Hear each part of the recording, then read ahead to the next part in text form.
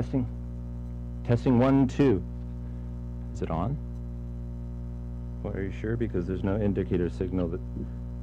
Oh, there it is. Okay. Okay. Hello to the land of the living. If you can hear this, then know you're not dreaming. Your radio really is picking up a broadcast. Before we even start, I just have to say that no, you're not rescued. This isn't a government signal. There is no zombie-free paradise. And the worst, sadly, probably isn't over. Now, that's the bad news. The good news is that you're not alone. The world might have gone to hell, but small pockets of humanity have survived, and we're still out here. Can you adjust the gain? I'm getting some pretty bad feedback. There you go. Okay, perfect. The purpose of this broadcast, which we've set to repeat every 6 hours, is to give hope to whoever might hear it, and to let you know that you are absolutely not alone. No matter how bad it's gotten, or no matter how many horrors you've seen, you are not alone. So don't give up. Not for a minute, not for a second. The only thing that separates us from them is hope. All right, for those of you hearing this for the first time, my name is David Kennedy, and like you, I am a survivor. I've spent the last year roaming the country trying to figure out exactly what happened to us and why. During that time, I've met hundreds of people with their own stories, personal struggles, and losses. But there are some victories. A few months into my trek, I decided to start interviewing them so that their voices would never truly be lost in the sea of endless moans that now deafen our world. Maybe their tales will inspire you. Maybe they'll make you laugh or cry. Or maybe they'll just remind you that there are other people still out there. People like you. So why am I doing this? What do I get out of it? Well, that's a fair question, and it's one that I intend to answer. Because this is my story as much as it is anyone else's. How could I ask the world to bare its soul to me if I refuse to do the same? As I stated before, my name is David Kennedy, and I am 24 years old.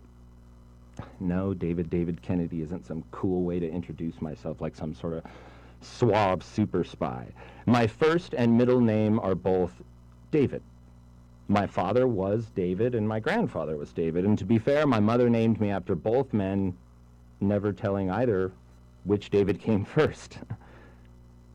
Growing up with the two first names was brutal as a kid. Man. It earned me both merciless teasing and the nickname Double D. I initially tried to fight it, but as childhood nicknames do, it stuck. So I eventually just embraced it. Oddly enough, it was probably that name that saved my life. It was because of it that I always kept fit and in shape. You don't want to be a fat kid with a pair of sweaty man boobs and the nickname Double D, you know. So when the outbreak went full swing, I was in good enough shape to survive it. It's like that prophetic movie of old stated, rule number 1, cardio. Before the world officially ended, I was a college student, majoring, as you might have guessed by now, in journalism. Who knows, if the world ever recovers from this, maybe I'll be remembered as the last real reporter. And that's a pretty big if. And I'm not going to lie to you, it's pretty bad out there. So now you know who I am and that you're not alone. God, I can't stress that enough. You're probably wondering what the hell actually happened. Well, sadly, there is no real official explanation, at least not one that I've ever heard from a credible source. The only thing that we could do was sort of assemble a timeline from old media clips and recordings that were made right before everything went to shit. And I can tell you that, look, I can't say that what we put together is right or even all that accurate, and I can't promise. Let me just tell you that it isn't biased, and that we've made it with the intent to shine as much light into the darkness as humanly possible. I think the world deserves to hear the truth, and that's what we intend to bring you. I think it's safe by now to admit that we are dealing with zombies.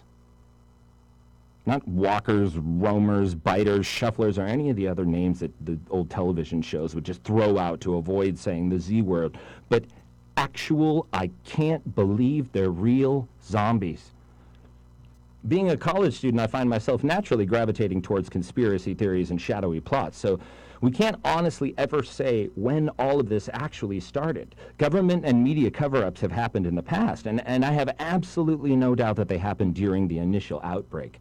Still, the first real segment that we could find came from a local news channel out of Dallas, Texas, and we think this may be the earliest clue to what actually went down.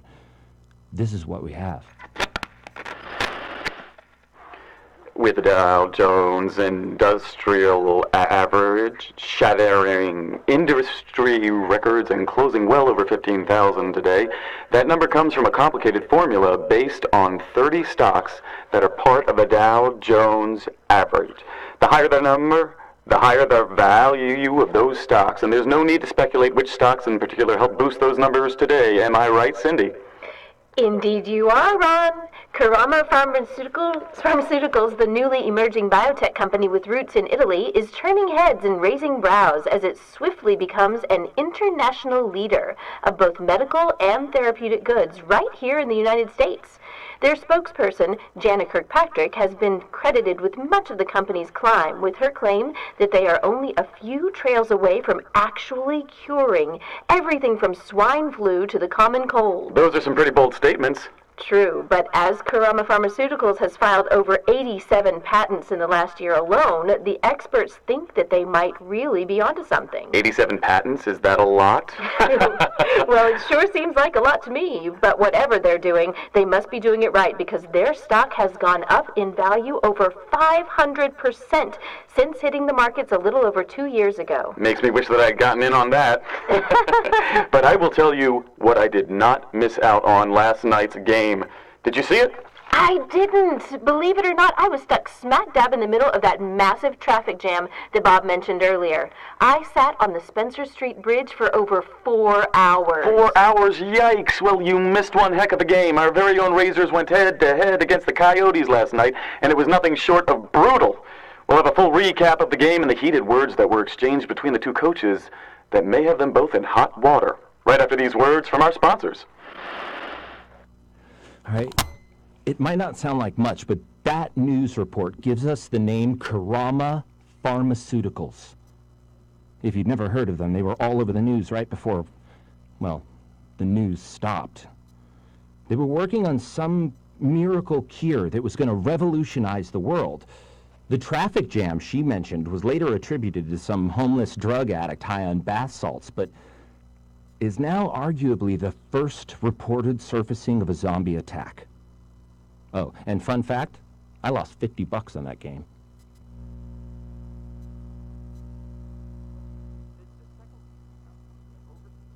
And to tell you the truth, we almost missed it. There's still a bit of argument with some of the other survivors on whether or not that we can include this as evidence, and there are no official tie-ins to the outbreak or Karama Pharmaceuticals, but the coincidence of the discovery coming from Italy and the mention of the disease becoming the cure was pretty hard to ignore. Again, while we can't prove anything by playing this, we felt that it was potentially too important to leave out.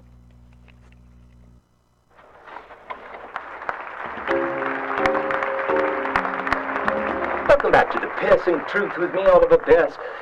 If you're just tuning in, we're here with a very special guest, Dr. Robert Carver, discussing his new and some would say even controversial book, An Island of Death, The History of Pavaglia. It's currently enjoying a top spot on the New York Times top 10 list, and I suspect, given its contents, it may be there for a while. Dr. Carver, once again, thank you for joining us. Glad to be here, Oliver. Now, Dr. Carver, as we were discussing before the break, your archaeological